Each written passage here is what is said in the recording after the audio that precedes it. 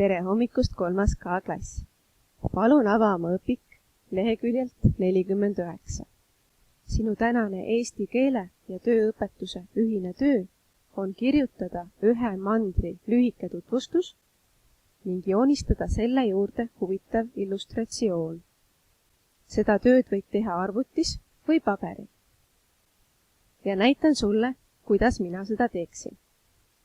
Näiteks mina avan arvutis Word faili ja kirjutan siia oma nime ning töö pealkirja. Mina valisin Aafrika. Alustan illustratsioonist. Võtsin internetist Aafrika kohta ühe pildi. Salvestasin selle oma arvutisse ja tõstsin selle oma faili. Nüüd ma tahaksin kujundada sellest midagi huvitavat.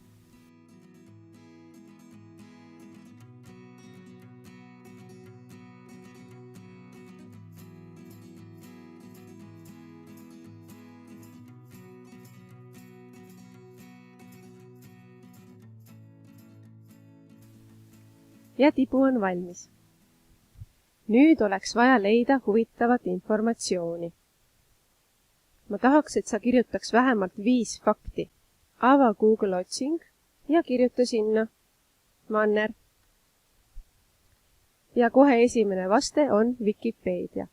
Ava see. Mina võtan siit Aafrika ja leidsin kohe midagi huvitavat. Mandri pindala on 29,2 miljonit ruutkilomeetrit. Aafrika mandri pindala on 29,2 miljonit ruutkilomeetrit.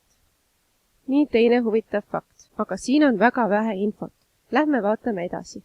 Aafrika ühiskonna ja kultuuri kohta vaata artiklit Aafrika. Aafrikas elutseb üle 130 maoperekonna. 3. fakt. Mitu riiki on Aafrikas? Aafrikas on 54 riiki. 4. fakt. Aafrika elanike arv on üle 900 miljoni. Veel midagi huvitavat.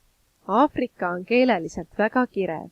Keelte arvuna nimetatakse 800 kuni 2000. Ja kui sul on leitud 5 huvitavat fakti ja pilt on joonistatud, palun saada see mulle.